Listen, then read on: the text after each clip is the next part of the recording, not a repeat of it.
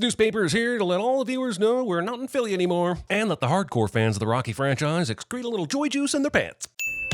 Punching your kid awake! Also, Dolph Lundgren is not breaking anyone or threatening to break anyone in this scene, in case you confused it with Kiev, Kentucky. Also, I've never been to Ukraine, so I don't know if it's always lit like a flashback mission from Call of Duty, or if this is just what Hollywood wants us to think. I'm not sure why the movie has decided Victor would be wallowing in obscurity as an unknown boxer. Is this like the Russian space program that tried to clean house and destroy all knowledge of their failed moon attempt? Is that tactic so pervasive in Russia that not even the Ukraine remembers or is remotely curious about the emergence of a new boxer by the name of Drago?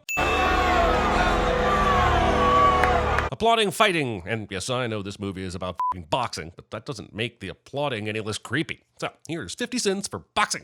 But that was an epic fight, and since then, he reeled off 6 straight wins. Using news position to fill in the gaps between the previous film and this one. We could have had a musical montage showing us all this. It's part of the Rocky franchise. I want a musical montage. The stat sheet has Adonis' age listed as 28. However, if this is in 2018, and we know he was born between 1985 and 86 due to when Apollo died, then Adonis would be at the youngest 31.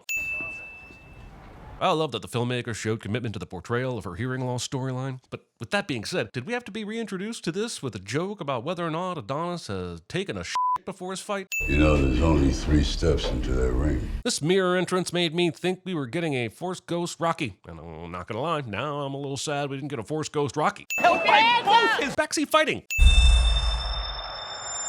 Was that tinnitus, or did we just see Bianca losing her hearing in real time? I would love to have the answer to that question, but instead the movie turns its focus to the celebration of blunt fist trauma. Wheeler's power just isn't the same, and no doubt Creed can sense it. I'm not sure how much need there is for sensing Wheeler's power when he's literally getting hit by the man Max is referring to. Was this really Max Kellerman's first take while watching how the fight progressed? Although, I guess there are no first takes for Max Kellerman anymore. When you think of where this kid has come from, The most unlikely beginning for a fighter, Roy.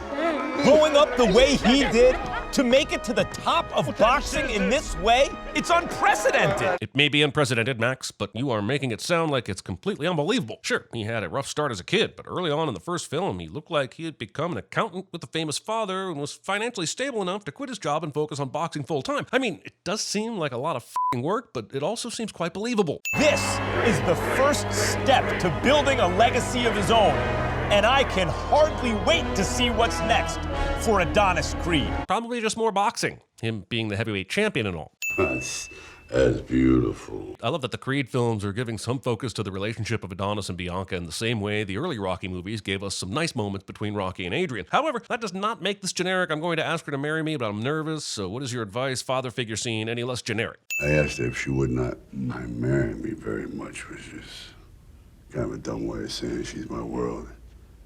And she made me better than I deserved to be. Sylvester Stallone never gets the credit he deserves in the acting department. Some of that might be on him taking roles in movies like Stop or My Mom Will Shoot, but when you're watching scenes like this, it's obvious he's got the goods. Listen, B. Bianca will hear nothing that Adonis is telling her because she doesn't have her hearing aid in, which is understandable, but more importantly, Adonis should realize there's at least a reasonable chance she doesn't have the hearing aid in, and maybe find that out first before professing his undying love and proposing. That way your proposal doesn't come off more like a jump scare. Also, did Adonis think this was the best place to propose? They're in Las Vegas. There's an Eiffel Tower there.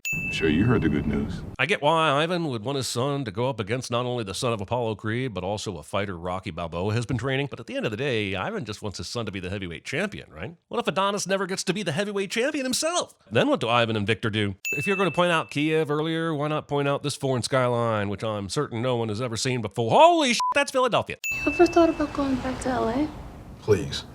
You a Philly girl. That's LAist. And Adonis' statement also falls under the clause that anyone who questions any and all decisions made to you and for you by one Tessa Thompson shall be sacrificed to the sins god. Sorry, D, my hands are tied. And your mom's out there, and them labels, too. Giving this piss take instead of just supporting your partner in her career the same way she has supported you. Taking medications with orange juice. I tried calling our son, Bobby, a few times, but I'd hang up every time he was about to pick up. I mean, what am I supposed to do? Well, you eventually just show up at his door unannounced, and even though it works, still take a phone call first would have been the way to go. Wasting liquor. Polly can't drink that shit now. He's f***ing dead. Keep the booze. Ride a floral bouquet. Or at least, I think that's how the song goes. Ivan and Victor sneer at the statue of Rocky, as one does when visiting Philly. But I just think that if you're going to have disdain for anything in Philadelphia, it should be Eagles fans. We all either have or would do this run up the stairs because we all saw it in the Rocky movies and it became iconic. And while Rocky 2 would have us believe that a bunch of kids had nothing better to do than chase him across the city that one day, are we saying these people have the same iconic image burned into their brains like we do? I'm gonna go out on a limb and say they've never seen a Rocky movie. Also, there's a ton of cool in that museum, and this calisthenics routine is the only reason Americans even know about the Philadelphia Museum of Art. Let me first say I love seeing Dolph Lundgren back in this franchise. However, I also feel the need to point out that it feels a little weird having yet another Creed movie that seems to focus a lot on Rocky's situation, even though his name isn't in the title anymore. Why are you in Philly? You don't know. I'm guessing Rocky doesn't watch a lot of TV, but he has a phone, right? How is it possible that neither Rocky or Adonis already knew about the challenge from Ivan and Victor until now? There was a press conference. It's no coincidence that Ivan Drago's son shows up right after Apollo Creed's son claims the belt. We've already covered this random TV news guy who I'm calling Gary. Gary. This is the fight the whole world wants to see. Pretending like the whole world cares more about boxing than MMA, or the latest TikTok dance for that matter. Most of the world either doesn't care or doesn't have pay-per-view. Also losing to the Cleveland Browns. Televising murder. You seen him fight, though? I've seen him on sports TV and stuff like that. Calling it sports TV. The belt ain't enough. You need a narrative, something sticks to the ribs. This condescending bullshit works. Do yourself a favor, bruh. And quit while you ahead. Was he ever actually ahead, though? What good is a light that don't light, right? Rocky would be the heavyweight champ at Philadelphia Streets Department Sins. And I could have thrown in the towel. I didn't. Stallone really sells this scene, and it's a nice callback that ties very well into the tragic nature of the majority of this film. And I mean, it's not like this dialogue will be used to foreshadow Ivan Drago having to throw in the towel when Creed fights Victor for the second time. Damn it! No one will be seated during the scene when Adonis and Bianca get into the car that will take them to the airport. So how's Rocky? He didn't want to make the trip?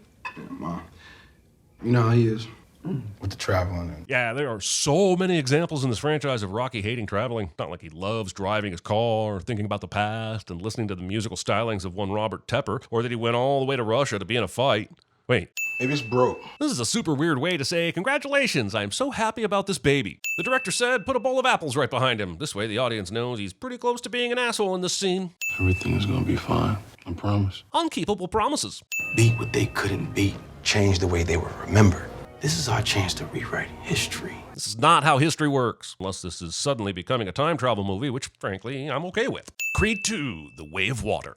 I mean, you can't say Creed without Drago, right? You can. The Duke's got me. His father taught my father. Because by the Creed movie rules, you can only be involved in boxing if you are the son of someone else that was involved in boxing.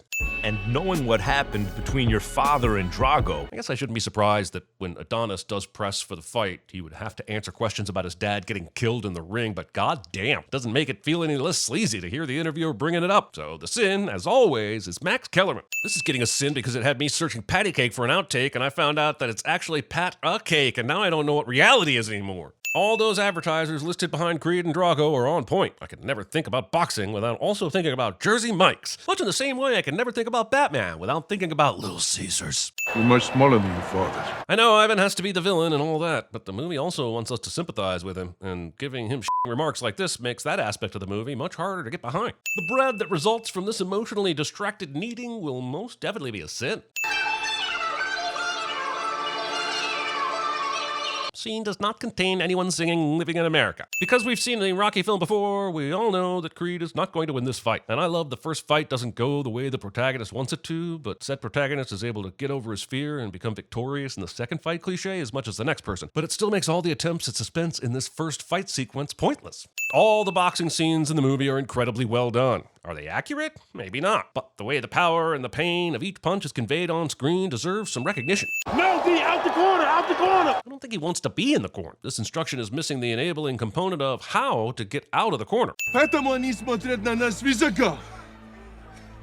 Поэтому она ушла от нас. Telling your child he is partly to blame for his home country hating his family and his mother leaving. WBC's not gonna contest the referee's decision, so Victor remains disqualified. Which is exactly why we do not need a universal designated hitter. God damn it, I got my Sin script and baseball Reddit threads mixed up again, and I'm too lazy to take it out. So while I'm at it, that runner on second base at extra innings pisses me off as well. Baby, gonna look at me.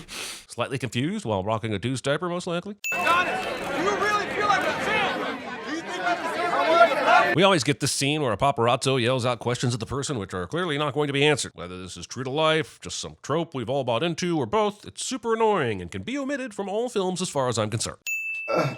I mean, I appreciate the movie going to great lengths to show us how much pain Adonis is in, but I'm pretty sure we didn't need bloody urine to get us there. Frustrated person can't open a pill bottle without spilling them everywhere, cliche. Listen, be there for him. This audio from Marianne is played with water sound effects, as if she is currently underwater talking to Creed, when in reality she is at her home talking to Bianca. Why is this sound effect? He's got to heal from the inside out. I mean, that is a great movie, but I feel like a less depressing Pixar film might be the way to start the healing process. Maybe throw on Monsters, Inc. first. I know Adonis is going through a lot of physical and emotional pain right now, but maybe don't open your mouth underwater. I have it on good authority that an elementary school was visiting the pool earlier, so you know there is probably more pee than pool water going into his system right now. This scene rushes on for all of some time. Getting punched in the face with this Drago family drama adds nuance to the characters and makes the fight at the end feel more complex than the traditional hero versus villain matchup. But shoehorning these scenes, even when you are shoehorny for some Brigitte Nielsen, is still a sin. Must have made Talia Shire happy to know that she didn't get to come back for any of the movies past Rocky V, but Cuff and Link are still around. I mean, how many guys did it take to screw in a light bulb? I feel like the light bullshit was put into the script so Stallone could deliver this line. And your natural style just won't work with a guy that big. The way Adonis receives this info shows real growth. So, since I just refuse to grow in any way, I will gladly respond with, "Hey, why the f*** were you keeping that little nugget to yourself, dick? I mean, Rock." You're saying yours was better. I won, didn't I? This works. I'm having a baby. I feel like I'm having a baby. The chemistry between Stallone and Jordan is off the charts. Definitely deserves a sin removal. Hey, say hi to your goddaughter. Springing on someone post-birth that they are the godparent. You should really discuss that prior to having the baby. Thank God she looks like you. People claiming to know which parent the baby looks like right after they're born is all the bullshit. All babies look like f***ing babies. Nothing more, nothing less. They're gonna run some more tests. They said it's early and sometimes they get false reads. This movie's biggest sin might be that it leaves us hanging on whether or not Amara has hearing issues. Why would you do this to me, Creed 2? Why? Kids. You can tell me how to make her stop crying? Skip. What do you have to prove? It's not about that. Movie tells me it's not about that, but doesn't really ever show me that it's not about that. So it always ends up feeling like it's about that. Buddy said the fight has to be in Russia. I guess in Rocky IV I could understand this stipulation, but I don't understand it here. Victor is the one that needs to fight Adonis again. Adonis could go fight anyone and keep the belt. Why does Adonis give in so easily to Victor's demands? Go for it. Movie makes pounding sand meaningful. Now I need to come up with better insults. Training montage does not contain anyone singing The Burning Heart. Collapsing onto pavement in the desert, by most measures, is not far from collapsing onto a grill. In fact, the movie feels comfortable not acknowledging. The classic Rocky training strong now montage is a crucial part of the franchise, but it is also one of the biggest cliches in boxing movie history, in case you confuse it with Moscow, Texas. We're in the hallway. Tessa f***ing Thompson. The huge difference in this fight is he's got former champ Rocky Balboa back in his corner. And Rocky assures everyone this fight will be very different from its predecessor. Rocky apparently acts as some kind of mystical force multiplier when he is part of your party. So now, you know what you're fighting for. But do we know what he is fighting for? Movie has tried to trick us into believing it is something about family, but I'm still pretty sure it has something to do with pride, toxic masculinity, and maybe bloodlust. Drago a bit surprised as Creed shakes that punch off. Because I guess Adonis made his face stronger? If you want to give pain, you gotta be willing to take the pain. I mean, I guess. Man, boxing is a super f***ed up sport. And down goes Creed again, and this could be the end of the fight. Movie doesn't have the kidney beans to end it like this. Don't get me wrong, I don't want to end it like this, but we all know it isn't going to end like this. Despite that, it keeps acting like it's going to end like this. What's your name? What's your name? Creed! I'm pretty sure he says it twice because Creed 2 or Creed 2 would have been too strange for the ref to not have stopped the fight. So, roll Creed it's 2. Parents. And that might be the point, but you're still getting a sin because parents. Not knowing where to look when you are an extra in a shot that is just about some empty chairs. And the Russian crowd is standing and cheering for the American fighter. I'm not able to tell if this is something that would actually happen or if this is just something Americans like thinking would happen. The movie does a great job displaying how emotionally fragile these extremely tough men are, but it doesn't really go far enough into explaining how we're supposed to feel about it. There's some kind of message in here related to Rocky and Ivan being good trainers and bad fathers, which sounds like maybe not the best thing, so I don't know why the writers decided that we were were never going to fully address that. Scene does not contain Rocky or Adonis giving an "if I can change, and you can change, everyone can change" speech. It's your time. I'm not crying. You're crying. The shot of Rocky sitting down with Creed's name on his back is so beautiful that I wish the movie ended right there, but it doesn't. They show Adonis walking up to the grave like he is all alone for some reason. Then they reveal that Bianca and Amara are there with him. Are we supposed to be surprised that they are supportive? Because that's been pretty clear the entire time. And when I stepped into that ring, it wasn't just about me. What happened to... I did it because it was my fight. Oh, well. I knew Jack Pearson was still alive.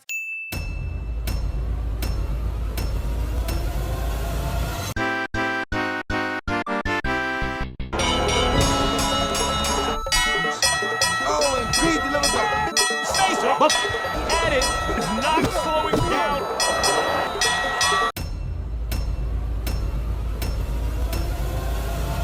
I knew about the holes in the desert, of course, and everywhere I looked, there could have been a hole. So now you gotta ask yourself. Did he fire 6 shots or only 5? Well, to tell you the truth, in all this excitement, I've kind of lost track myself. Are you for real, D? Yeah, I'm for real. When keeping it real goes wrong. That guy broke things in me. They ain't never been fixed. If you can't fix what's broken, you'll go insane. Beat what they couldn't beat. Change the way they were remembered. It must be some kind of hot tub time machine. That's who I am. Patty cake, Sailor Man. Sweep the leg. Look at me. I'm looking right at you, babe. Now look at me the way I'm looking at you. Let's get it. It's so bad. It's so bad. It's so bad.